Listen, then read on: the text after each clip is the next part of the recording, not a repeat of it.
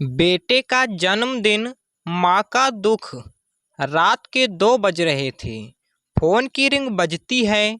26 साल का आनंद नींद से जाग बड़ा खुश होकर फोन को रिसीव करता है। खुश इसलिए होता है क्योंकि उनकी नई नई गर्लफ्रेंड बिना टाइम देखे कभी भी उसको फोन कर देती है। फोन की दूसरी तरफ से आवाज आती है, जन्मदिन मुबारक हो बेटा।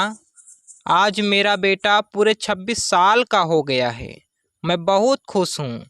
माँ की आवाज़ सुनते ही आनंद के चेहरे के एक्सप्रेशन बदल जाते हैं।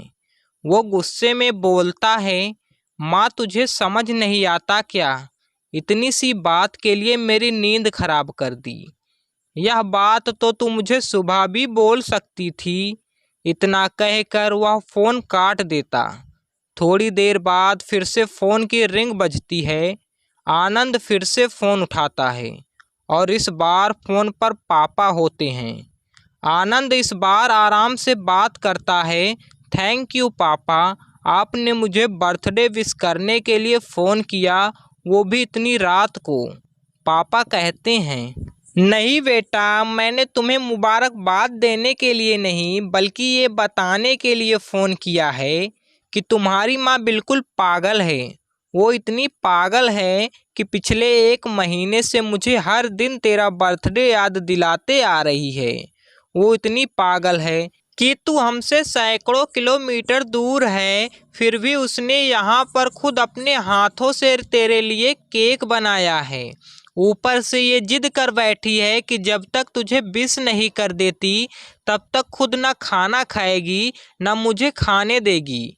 आनंद सब ध्यान से सुन रहा था और उसे ये महसूस भी हो रहा था कि उसने अपनी माँ को फॉर ग्रांटेड ले लिया था। वो बोला, नहीं पापा, माँ बिल्कुल पागल नहीं है। पापा कहते हैं, नहीं बेटा, तू अपनी माँ के पागलपन को नहीं जानता। मैं जानता हूँ, वह तो 26 साल पहले ही पागल हो गई थी जब डॉक्टर ने उसे कहा था या तो हम बच्चे को बचा सकते हैं या आपको। उसने बिना 1 सेकंड भी सोचे बच्चे को बचाने का फैसला ले लिया और मुझे भी कसम देकर उस फॉर्म पर साइन करने के लिए मना लिया था जिस पर लिखा था उसकी ज़िंदगी इस ऑपरेशन से खतरे में है और अगर उसे कुछ होता है तो उसके जिम्मेदार डॉक्टर नहीं होंगी। अब तू ही बता, बिना तुझे देखे जो औरत तेरे लिए मरने को तैयार हो जाए उसे हम पागल नहीं कहेंगे तो क्या कहेंगे? इतना कहकर पापा ने भी फ़ोन रख दिया। आनंद ने भी अब यह महसूस किया था कि वह जो कर रहा था वो भूल नहीं, गुनाह था। हाँ, एक बार किसी इंसान को दुख दो तो कोई बात नहीं, लेकिन भगवान को दुख देना गुनाह ही होता है और माँ भगवान से कम नहीं होती। पश्चाताप के आंसू उसकी आंखों से बह निकले। सवेरा होते ही आनंद अपने घर की ओर रवाना हो गया, अपने माँ बाप से माफ़ी मांगने के लिए। घर पहुँचते ही उसने पहले माँ से माफ़ी मांगी जिसने उसे गले से लगा लिया। फिर वह अपने पापा से माफ़ी मांगने लगा। पापा ने कहा, कोई बात नहीं बेटा, जा तू वापस चला जा। तेरी माँ हमेशा कहती थी कि तू उसे बुढ़ापे में संभालेगा, लेकिन मैं उसे समझा दूंगा। जैसे आज तक मैं उसे संभालते आया हूँ वैसे ही आगे भी मैं उसका ख्याल रखूँगा। उसे भी यह समझ लेना चाहिए, जो बेटा उसके एक फ़ोन करने से परेशान हो जाए वह उसे उम्र भर क्या संभालेगा। बाप की ऐसी कड़वी बातें सुन आनंद की आंखें बहने लगी।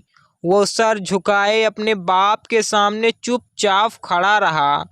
अपने बेटे को परेशान देख माँ आगे आती हैं और पापा को कहती हैं, जाने दीजिए, माफ़ कर दीजिए, हमारा ही बेटा है। माँ की ममता का मोल ना कोई लगा पाया था ना कोई लगा पाएगा। 9 महीने प्रसव की पीड़ा सहन करके हमें नई जिंदगी, नई दुनिया में लाने वाली माँ ही हमारी हर गलती को माफ़ कर सकती है। दोस्तों, हमारी ये वीडियो आपको कैसी लगी? अगर ज़रा सा भी अच्छी लगी हो तो प्लीज़ वीडियो को एक लाइक करके चैनल को सब्सक्राइब कर देना और इसे ज़्यादा से ज़्यादा शेयर करना। एंड हाँ, वीडियो को पूरा देखने के लिए थैंक यू।